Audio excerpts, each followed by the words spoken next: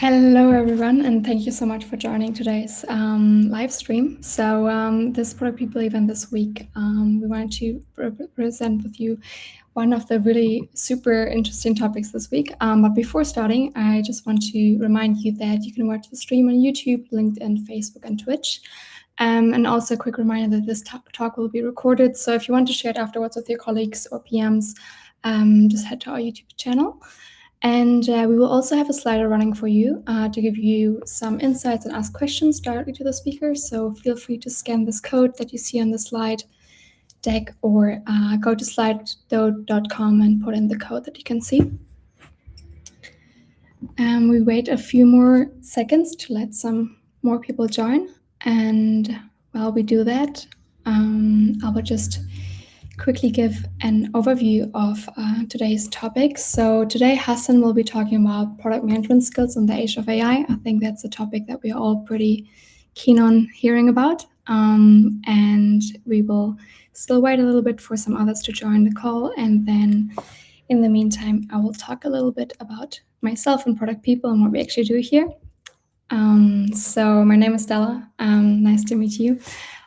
So I joined Product People a while ago, and I also bring some experience as product manager with me, especially also in AI, and over 6 years of design thinking, innovation, growth strategy, and working for different multinational companies across the industry like Google, HP, and Airbus and Apple. And super excited to be your today's host and listening with you on Hasan's product management skills AI talk very soon. While we're waiting for the rest of you to join, let me just tell you a little bit more about what we actually do at Product People. So as you know, or might not know, we're actually an interim product management consulting firm, and we're also doing in-house staffing. And that's the way that we actually pay the bills, so to say. And we also show up in free events and talks for one of our Europe's largest PM communities, where we have almost over 60,000 members. So that's the way that we actually give back to the community. And while we're waiting for some more people to join, just a quick reminder to join the slido.com with the code that you can see in the upper side of the slide deck on the slide. And I would say let's ask some questions to get to know each other a little bit better while other people join the call. So we were very keen to hear from you. And also please scan the QR code to make it easier to answer this question on Slido. So we were wondering, when you hear AI is changing product management, which is normally a very scary thing to hear, right? What would be your first honest reaction? Super honest. Don't worry, we're not going to be sharing this with anybody else. So we just have some options here you can choose from, and we will be sharing the results after that in the chat, how your fellows perceive this. So option A, of course, would be finally less busy work and more thinking, which I think it's a great response to it. The option B would be very excited, but I'm also figuring out what it means for me. I think that's also where I see myself right now a little bit. You don't really know where you're going to. And option C, I feel a bit exposed. Some of my values was tied to the old playbook, and maybe the new one is a bit scary, so to say. Option D, I'm skeptical. PM fundamentals still matter more than the hype itself. That can also be an option, the way that you feel about it. Or E, last but not least, you feel a mild panic professionally, packaged as curiosity, which is also a very valid response to that. So feel free to access the QR code on the slide on the bottom right corner to answer this quick question, just as a quick icebreaker while we're waiting for the other people to join. This shouldn't be taking more than 30 seconds or a minute, or go to slido.com and put in the code #134340 that you see on the deck. All right, we already have some people answering. So 83% of you go with option B. So you're excited, but I'm still figuring out what it means for me. I completely agree with you. I think that's also something I feel and resonates with me. And 70% say option E, which is of course also very relatable, which is small panic professionally, package as curiosity. So yeah, this is super cool to hear from you. I would say we're all in the same boat together. Hasan is going to walk us a little bit through it to make it all a bit less scary and less panic. And while we do this, let me just quickly introduce Hasan itself, so you actually know who's going to be talking today. So the man that you see on the screen, it's Hasan. He's a lead product management consultant at Product People with us, with over 8 years actually of experience building and scaling digital products. Hasan has also worked with B2B and B2C industries, with big companies like Backmarket, JetBrains, SmallPDF, and the World Health Organization. And also, of course, some regulated spaces he covered, like digital banking and HealthTech. We actually worked on a project together, which is a great experience, so I can highly recommend it. And his experience also ranges from serving as individual contributor to coaching other product teams on discovery and delivery, and also mentoring and growing product managers. So very keen for you to get to know him as well. And without further ado, I give it over to Hasan. Thank you so much, Stella. I appreciate the introduction and setting the stage. Hello, everyone, and welcome to this talk. I'm going to be talking a little bit about product management skills in the age of AI. And sometimes I wonder if by the time I'm going to deliver this talk, it's already going to be obsolete. However, that's exactly what I'm not going to be voting for here. So we'll argue why that is not the case. The topic is quite interesting to me personally. I think I've been reflecting a lot. I have been victim to all of the posts about people questioning our value and essentially what we do and whether we will be relevant. And a part of me wanted to essentially put this together and start a conversation that reassures people around what I think is going on. As Stella mentioned, I've had the privilege to work with over 20 different companies at Product People. I have a glimpse into what organizations look like right now, what they're thinking, especially how they're reacting to the rise of AI. Let's jump in. So, I think you have probably heard one or two of these headlines at some point on LinkedIn or somewhere else, or on during a conference, or maybe even a chat with your colleagues. Either that AI is going to replace product managers completely, or that it is going to make product managers 10 times more productive, whereby your boss is suddenly expecting you to be managing different amount of workload than you have been previously, right? And I think the reality is that neither of them is quite right. And while that is an underwhelming statement to make, I think what's actually happening on the ground is quite interesting, and maybe even a bit more useful than what is perceived on social media. Maybe in the next 30 minutes, we're going to unpack this a little bit more. I plan to bring forward a number of skills that I believe are essential and leave some room for you to reflect on the remaining list on your own. Let me give you a little bit of an introduction through a personal story that I observed. And this is about an organization that I thought had itself paralyzed. So this was an organization, let's say we can call it Company X. Company X, let's not call it Company X, let's call it Company Y. Company Y essentially was working in the B2C industry, let's say in education. And they're quite established, so they've been around for over a decade. And Company Y started to notice a decline in revenue. And the new leadership was brought in. They introduced two different major strategic initiatives. And at some point, both of them failed. And my observation personally was that I think the ideas themselves were not bad. I think there was quite good logic to why they would be the bet that you choose. However, it was the culture that prevented successful execution.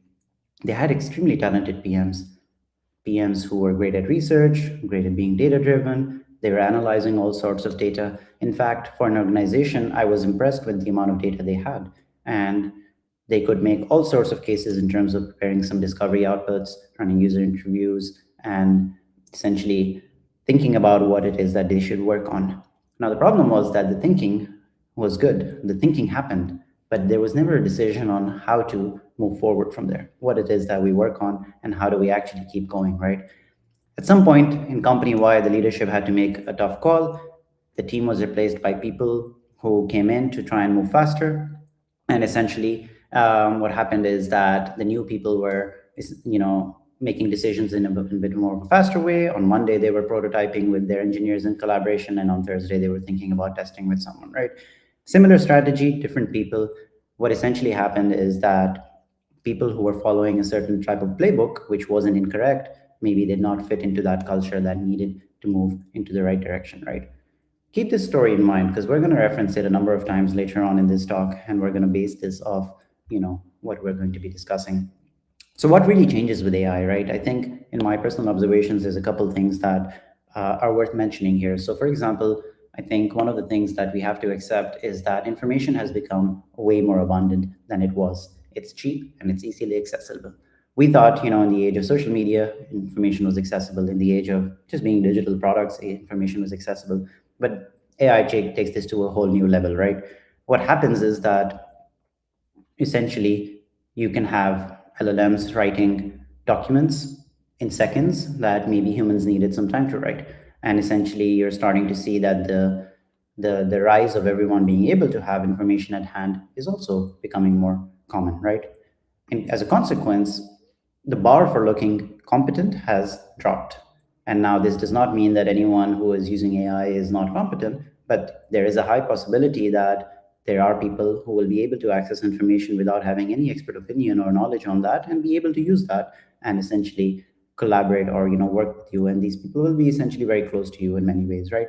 At the same time, execution speed has been um, not a differentiator anymore because you can move fast. You can essentially put together a lot of information, a lot of prototypes, potentially even ship something depending on the culture that you're in, and everyone is able to do that in theory, right? So what happens is that instead of now what you're shipping, you really have to question why it is and if that's the right bet that you're going to be betting on in essence, right? Another thing that in theory gets changed with AI is, and if you believe LinkedIn, that you need to be having 7 AI agents running before breakfast just to be able to stay relevant. Otherwise, you're already running behind. And I'm sure a lot of you, based on the answers you provided to the question earlier in this session, might be feeling that way. And if you are, I think that is okay because that's how you're made to feel and how there is a little bit of hype around this, in my opinion, going around on LinkedIn. But here's the thing, while in theory this may be true that these things change with AI, that's not always the reality. However, I think it is very important to accept the fact that there is a little bit of a shift that is being triggered in the industry, and there's something cooking and it's going somewhere. And if we are not aware of where this is, it is possible that at some point this will become a little bit of a risk and we may get left behind. An analogy that I like to give is that we as PMs should remember that the problem space that we work in remains constant, but the solution space evolves based on what's possible. What does this mean? Think about the problem space that you own today. You could be a PM working in health tech, in ed tech. You could be working, in mobility, or essentially any other industry. You're addressing a certain problem space, and that's why you exist. You're trying to solve for a problem. You essentially want to deliver something that is commercially viable and user friendly. And at some intersection between that, you're going to be building a business. Let's think of an example like mobility. About 100 years ago, people still needed to move from one place to another. That was the problem. The solution may have been back then some sort of horses that you use, some carriages that you use. Maybe someone came up with the idea of a taxi company, right? And that was the best we could do. Come forward to 2026, you now have self-driving cars in different parts of the world that can be ordered through an app. And essentially what's happened is that the solution space has evolved and you can now tackle different things, right? This analogy is incredibly important because I think we're going to use it to make the same case for the skill set, that the principles, the essence of what we do may remain constant, but the way we do it and what we can do with it evolves based on where we're at in terms of the tooling available to us. Keeping this in mind, there are 4 skills that I want to bring forward here that I believe will now separate PMs going forward. This is not an exhaustive list, so don't worry if something there is not on the list and you're like, Hasan, you have no idea what you're talking about and XYZ is missing. I will acknowledge that this is a list that is not exhaustive, but I think these are the ones really important skills that I think is worth thinking about or being aware that they're relevant. Otherwise, there is a risk for you to not be as up to speed on where things are going. Number 1, and I know I get a lot of surprises when I bring this slide up. Get shit done, right? Something as simple as getting things moving in the context of the environment that you're in. So let's reflect back on company Y. essentially what was happening is that you could be a great PM, you could be someone who is really aware of, the problem you're solving for, the data that you have at hand, yet it is possible that you can run into an analysis paralysis situation. And then what happens is there's a cost to delaying things. At some point, you may not just be failing, you'll be failing too slowly. And that sometimes is worse than failing. So how do you keep in mind that now more than ever, you need to keep things moving to get shit done? And you need to be doing it with imperfect but abundant information. So the rise of LLMs is going to give you a lot more data, a lot more options, more analysis than you could have ever done before. But now more than ever, the product manager who can synthesize, make a decision, make a judgment, and say, like, hey, we're doing this and we're going to do this fast, is going to be the one who stands out. I've seen this in many different organizations where I was positively surprised when we were brought in and we were told, hey, the best thing that you've done is actually keeping things moving, regardless of the environment that you're in, regardless of the challenges that you're running against. You made sure that we did not stagnate. There was no momentum lost, right? And at the same time, one thing that I suggest to people to keep in mind is this article that we often read at Product People. It's called Optimism as an Operating System. And it talks essentially about how you remain optimistic in the core essence of the work that you do, and that energy sort of, is translated into the rest of the team. So at a time when maybe you're brought into an organization and you're like, hey, let's try this, and your designer is like, nah, but we tried this XYZ, and your engineer is like, this never works, and everyone's a little bit negative. If you're able to keep that momentum going and keep that mood up, and bring that energy across the team and keep things moving, I think this is going to be a skill that essentially makes you stand out. So in a time when there is a risk of paralysis, how do you not get paralyzed is something that you should be incredibly aware of. Number two, not surprising, but critical thinking and judgment have become now more than ever even more important, right? So problem framing is essentially a superpower of a PM, because when you can build anything, you can build it fast. How can you as a PM walk into a messy situation and ask the right question, right? So how are you able to even tell people like, hey, before we even invest time into this, this is intellectually, the way that we should be going towards, and use first principles thinking, use your judgment and your experience. And at some point, even if you make the wrong decision, you're able to learn from the consequences, right? So being critical, being able to know when to read the room, to question the LLM outputs that you're getting, or even the opinions that you're getting from your stakeholders, and essentially making a judgment, I think going to be very important. Combine this with getting shit done. So someone who can make a critical judgment, can be, can ensure that things are moving, and then vice versa, have some sort of a reflective loop on this, is going to stand out in the context of everyone else that is working with you. And now number three is about being a little bit of a builder. I think this is where I spend most of the time, just to give more context. I don't necessarily mean that you should be using a particular tool or a particular LLM, or even doing what your LinkedIn feed thinks that you should be doing. The reason I kept this a bit more vague, and I call it builder mentality, goes back to the analogy that we had about the problem space and the solution space and the way it evolves. So remember, the problem space remains constant, the solution space evolves. So horses 100 years ago, self-driving cars now. The builder mentality idea here is that, look, I don't think it's new that at some point, as PMs, the work that we do is going to indirectly result in something that's going to be built for some end user, right? 10 years ago, design thinking popped up, all sorts of things around service design, human-centered design, user centricity, design-led innovation. And there was so much work about, paper prototypes. Hey, can you build rapid prototypes? Can you quickly sketch something out, run to the mall, find someone, test them as a user, get rapid feedback, and quickly, reiterate on your idea? To me, that was also builder mentality. And that hasn't changed since then. Maybe paper prototypes evolved into some sort of low fidelity wireframes you can put together on Miro, on Figma, or even Google Slides. And now the solution space has evolved to a point where you can very quickly put together prototypes using tools like Figma Make. Lovable. You can even do Claude Code if you are comfortable with that.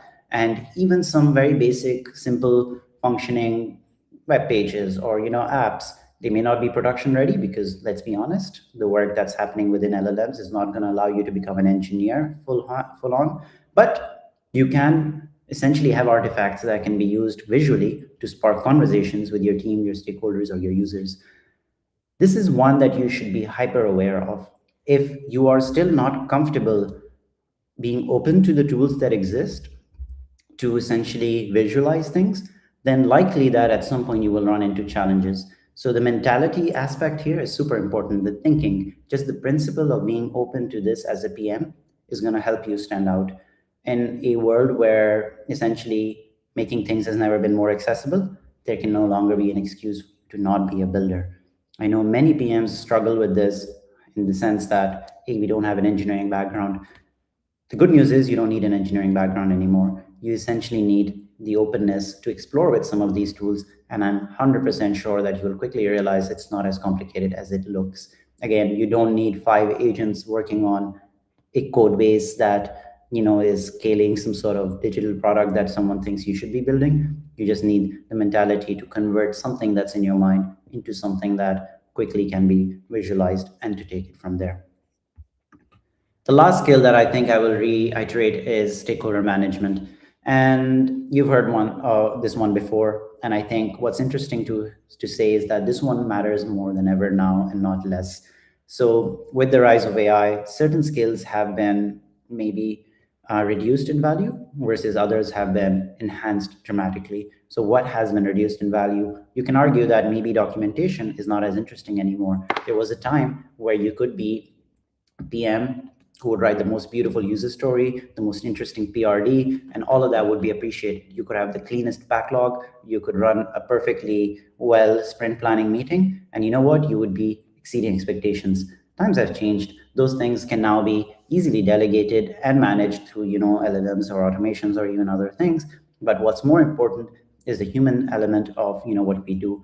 Now that your stakeholders are even more vocal with the information they have, who are questioning the value of your role and even trying to come up with information themselves to challenge the decisions that you make, how do you filter through the noise without compromising on the relationships that you have? So you keep everyone happy, you still make the judgment, you know which voices to amplify, and you know which ones to gently redirect and manage.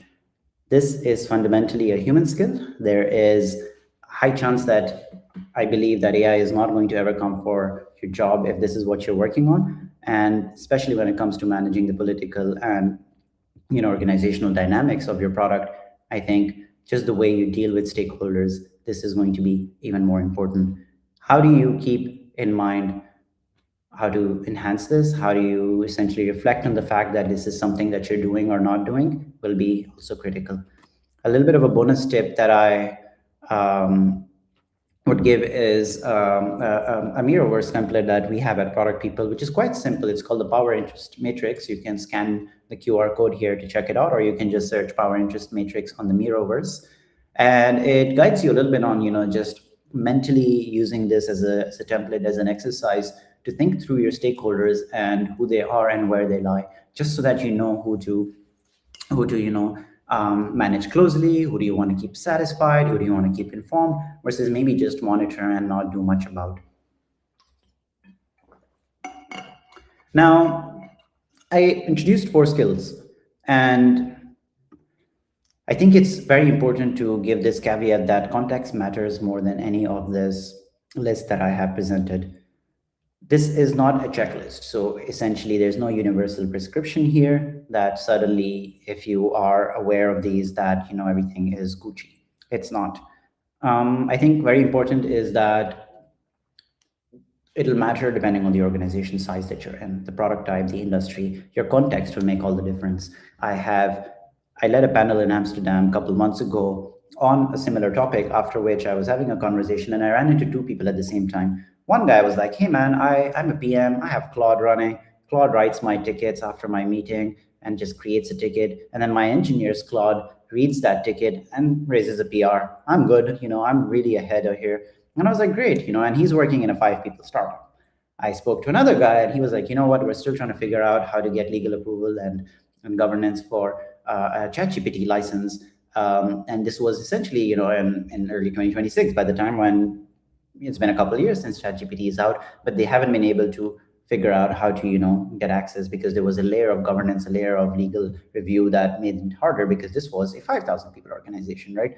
So it's very likely that depending on where you're working right now, you're going to be facing very different scenarios, right? And AI adoption is not going to just be defined by the tools that you use. You can have a perfectly capable toolkit of LLM products, but it's very likely that if you work in a certain organization that requires certain privacy in terms of data and legal reviews, you will run into a blocker because you cannot use those to feed into your data into. So AI adoption does require transformation at the organizational level, right? So it requires a cultural change, it requires processes, approvals, and at the end of the day, if it's only you who's using certain tools, you will likely run into a blocker at some point, or someone being a bottleneck, right? Which is both good and bad. At some point, it means that the organization and the industry catches up a bit slower than the tools are progressing, but it also means it gives you time to be aware of these four skills and understand how do you essentially evolve, keeping these in mind. Remember company UI. The PMs there did not need dramatic tools to essentially become relevant. They needed just to be aware of some of these human skills that become more amplified in this age that we're in. At the same time, I will be honest, at least based on the observations that I'm seeing, that none of the organizations that I have personally observed are anywhere ready for full AI integration. And this gives us an advantage to be aware of what's coming and to plan accordingly. This does not mean that there is no organization out there. I know that someone here can raise their hand and tell me that there is actually work happening in a more detailed level, and I think that would be completely fair to argue. However, the reality is that oftentimes on LinkedIn or even other social media platform, there is a tendency for people to remind you that, oh, you are behind and you are now not going to catch up ever. It's gone, right? The ship has sailed. Let's be honest, that is not the case. So if you are in the audience right now who's a little bit worried and figuring it out, I think it's okay. However, be aware that the change is coming, and being aware is the first step to being able to make some change. Don't apply these blindly. And the one takeaway that I would argue and say is to apply them thoughtfully. And I think that is the essence of my talk, that if you're able to be thoughtful in this time and be aware of what is up and in the industry, and be able to leverage that to your context, I think that's going to matter more than which tool that you are potentially using and not using. So look, the PMs who are thriving aren't the ones who learn the most tools. That's the truth, right? We know people who have Claude, who have Gemini, who have all sorts of agents running, who have built their own underlying architecture to do things. I think the ones who are thriving are the ones who stayed curious, honest, and thoughtful about what they didn't know, and we were not afraid to adapt and make things that required of them in the time that they were needed. And I think that is what this moment is asking for. So I think it's an important takeaway. If you're someone who is facing significant levels of imposter syndrome right now, if you are feeling like you are behind, if you feel like there is a lot of noise and you do not know how to parse that information, I think it's okay. I think I can relate, and I think many people can relate. I think what's very important is for you to be aware that there is a shift coming, for you to be thoughtful about it, for you to be amplifying your human skills, for you to be comfortable getting a little bit hands-on with trying to build things, and then keeping in mind that depending on the context you're in, this will require different things of you.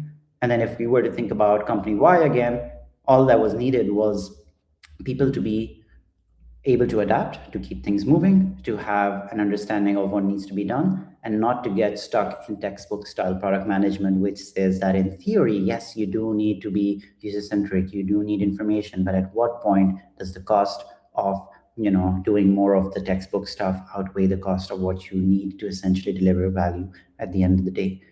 Keep this in mind, remain reflective, remain thoughtful, and I think it is an interesting time that we're in. Come tomorrow, I'm not sure if this will remain relevant anymore, but I think that's the interesting part about the message that I'm delivering. As long as you are aware, you're reflective, you're thoughtful, I think there's room for you to adapt.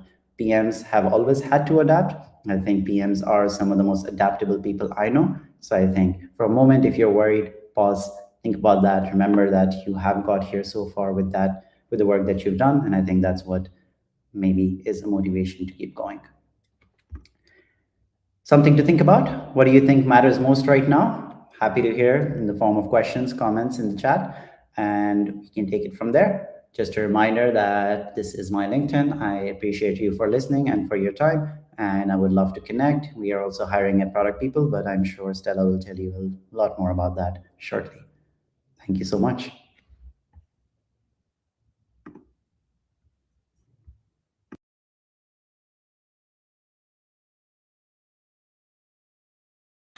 And we actually already have a question from the audience that I would just already ask you, Hasan, while the rest can still submit some more questions to slido.com, either scan the code or go to slido.com and put in the code.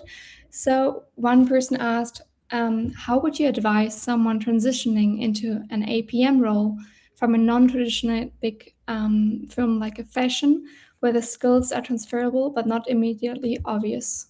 Hasan? I think that is a very good question, and I will also acknowledge that that is a very challenging situation to be in. I think there was a time many years ago where the number of jobs available outweighed the number of people interested, and now it's a little bit more tight. And I think that has to do with a lot more factors than just AI, but just naturally the amount of money that has been invested into tech in general. I think the most important thing right now is to make a case for showing that you have the principles of product management in place, right? So through either passion projects or through any form of work that you do on your own in your own portfolio, are you able to argue that you can take a product, you can unpack it, you can understand what are the metrics and the users involved, you can essentially identify some opportunity space to work on, prioritize that, and maybe even build something through the use of easy accessible tools. And I think that is a story that maybe a hiring manager is more interested to see. And I think that is completely feasible to do, even though it does invest time and labor into it. But think about it like designers did, right? That's how essentially they had portfolios. And I think more than ever now, what is the product manager's portfolio? I'm not saying you need to be coding. I think you just need to have something visually that is interesting. Pair that with strong networking. I think networking goes a long way right now in the world of applications going into the thousands per job opening. I think it's interesting to empathize with the employer. Think about their perspective. Nobody wants to go through thousands of applications. How can you essentially network with people, bring forward your application, make them aware of you in a way that doesn't get them very obviously aware that you're trying to get a job? I think will be the thing to go. The thing I advise to people typically that I learned from my boss Victoria is keep informational interviews in mind. So reach out to people on LinkedIn offering advice like, hey, 15 minutes, can I have just time to ask you for some tips? And that is an informational interview. You don't ask them for a job, you just ask them good questions, they remember you, and then 3 months from now, if you apply and they're the hiring manager or they're the one sponsoring the job, they keep in mind you and essentially have a positive impression. So yeah, build your portfolio, network. I think those are the two things that I would highly encourage. Thank you, Hasan. Super helpful. And if I can just add one of my personal experiences, I think just be creative. Like I myself started working with vibe coding Lovable, and there's also a great talk from our fellow Onigiri Hamza on YouTube about vibe coding with Lovable. Feel free to check it out. We also have a blog post on vibe coding, one of the skills that also Hasan said, just to leverage your tools here. And you can also even create your CV with that, being a bit more creative, maybe even have a prototype. And we actually have another question. All right, I will first go with the Product People slides, and then we will come back to those, if that's okay. So just a bit more about ourselves and what we're actually doing. So just for you to know, if you don't know us yet, we cover different use cases. We are either hired as interim support, so product managers or product leaders, while somebody is on maternity leave or parental leave or urgent initiatives, and also even permanent positions. We can also be covering or be hired as coaches or advisor and consultants. So there's something lots of our lead consultants do, that they help you coach your team on different skills and optimize your programs and processes. And lastly as well, we will be hired sometimes as well as product discovery experts. So you can get from us some discovery insights, product skills, and also run a low or no code pilot and MVP program. So just a bit quick overview also from our B2C clients. So we work with some bigger clients, as you can see, like eBay, Back Market, DeepL, Blinkist, Omeo, and FreeNow. So just some of the clients we've been working with, and some other ones on this slide as well that you might have heard from JetBrains or World Health Organization. So just a few inspirations about the clients who are approaching us to help them out and support them. And last but not least, just a few stats. So we have been supported over 690 cross-functional teams already, with over 100 clients from CSA startups to listed companies. And we also actually have around 40 product leaders and PMs right now in-house to deliver those services to our clients. And as a woman, I'm also taking pride that we are almost 6% women leadership in the team, which is always great to hear. Yes, so let's go back to the questions. I'm just going to check what has been asked here. So another question for you, Hasan. What do you think was the biggest hiding place in product management before AI made it obvious? That's actually a really good question, and I thank you for asking. I didn't want to emphasize on this one too much, but unfortunately, there was this wave of a process PM, and sometimes within agile Scrum environments, we call this the product owner, where there was a heavy focus on this person essentially being, someone who managed the backlog, someone who wrote requirements, at maximum, someone who ran Scrum ceremonies, and I think these are some of the areas where I think there's a lot of critical opinions on whether they become enhanced or not, and I think they don't with AI. And now more than ever, you are expected to have a very good understanding of the commercial value you drive, right? So if you're not someone comfortable with the business case of your product, I think at some point it's going to catch up with you. Similarly, are you able to be someone who can really drive strategic alignment across your product and align people on the same vision, right?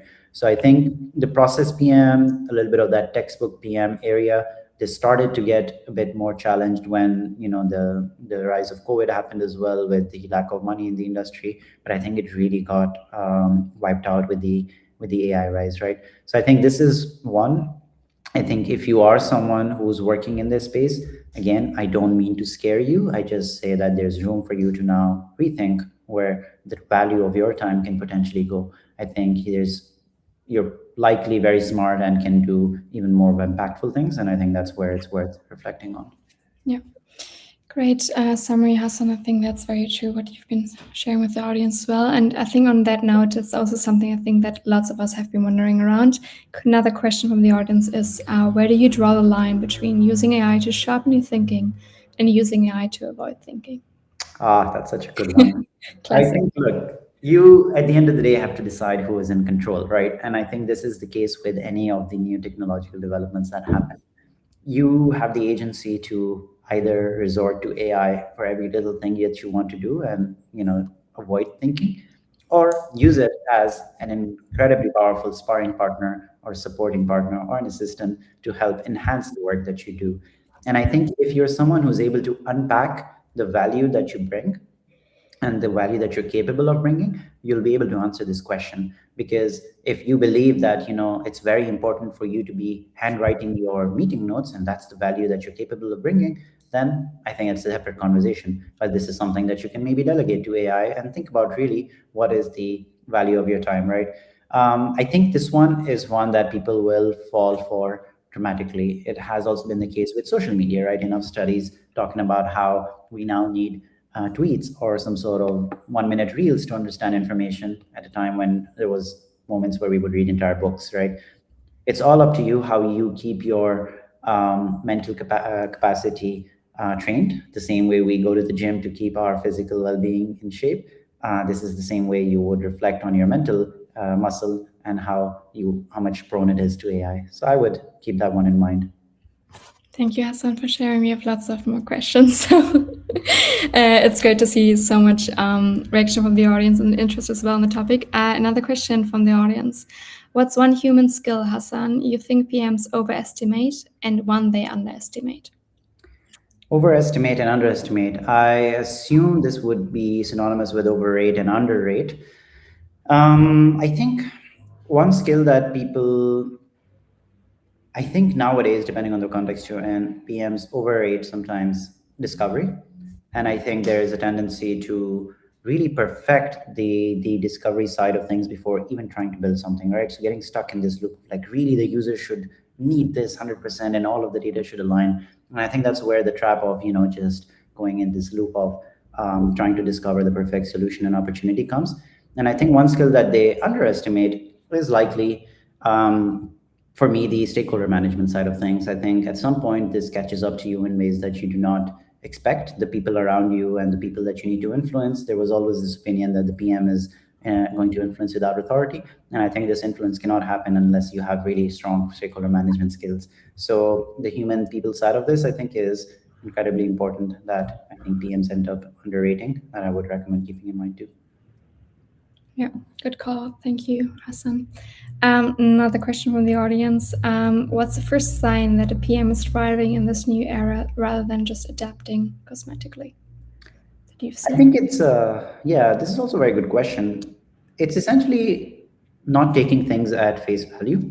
So if you follow what's happening, you will notice that there's a lot of hype, a lot of opinions that change very quickly, right? Last summer, Gemini and OpenAI were at top of the game, and now Claude. And suddenly, if you go to the Reddit of Claude, you'll realize everyone's a bit more critical of Claude. And now, who's the next contender to come in place? Um, are you able to, filter through that noise, look for the right signals, unpack, understand the principles behind, what's happening, know that this is what you need to essentially then take and adapt into your environment, and not be bothered by it, I think, is a good sign, right? So this self-reflection, this thoughtful self-reflection and security in who you are, I think, will be critical. Now more than ever, PMs have been questioning their own value. Imposter syndrome is at its peak, right? And I think that's where, someone who's thriving is someone who's a bit more secure, but also someone who's not ignorant of the fact that change is happening. Yeah, it's very true. I think I also read a post the other day where they say the way that AI can impress you the most is when you don't know a lot about the topic. So I think just knowing where your gaps are and knowing where your skills are is very important also to QA what AI gives you, right? So I think this also leads us to the next question about AI tools. So there was a question from the audience around which AI tool do you think is the most fit for the PM role? We already mentioned Lovable for vibe coding. We mentioned Claude. Maybe there's another one, Hassan. Yeah, and I will refrain from mentioning tools because, again, I think that tooling is subjective. And I think it depends on who you are, what your background is, what you're capable of, what productivity means for you. Not everyone needs 10 agents running in the background to do their tasks for them. Maybe you're okay doing your work on your own, right? Think about your context and adapt accordingly. So I would not be comfortable sharing one specific tool. I would say that Stella mentioned Lovable is an interesting one to potentially vibe code and visualize some solutions. Figma Make is a good one if you have Figma, tooling to maybe create prototypes. I would agree that there's a lot of hype around Claude Cowork right now and Claude Code, even Claude Design. I will not disagree; these are incredibly important tools. But I would never recommend one specific tool because I do think this is subjective. This is depending on the toolkit that you have and what you would want to explore. Some of these may be interesting to you. Yeah, very true. We got another one. Let's see if we're gonna have an answer to that one. But one person from the audience wanted to know if our product people team provides any course to teach how to create agents or add skills to Claude. Well, we don't do courses, but if we did, I would likely say that my personal opinion is that we will not be teaching such a course. We will instead teach you a course on how to deliver valuable outcomes to your users. We will tell you how to build a commercially viable business case to be able to talk to, C-level. And the reason is that if you go to Anthropic's website, they will teach you very easily. They have a beautiful course, by the way, on Claude 101 on how to add skills to Claude, right? And there are a number of creators out there, in fact, way too many, that are talking about agents. And essentially my joke from earlier that if you don't have agents running right now, you're already behind. So I don't think product people will need to jump into this space in terms of tooling. I think personally, again, this is not the official product people opinion, is that I think there are principles of product management that are even more important to be teaching so that people keep those in mind. And remember, the problem space remains the same, the solution space will evolve, and tooling is in the solution space. Yeah, that's a good shout. So I think the last one that we have from the audience from LinkedIn, another question was, do you think product sense, like understanding product strategy and understanding the market, would be a good skill for a PM to master in an era of AI?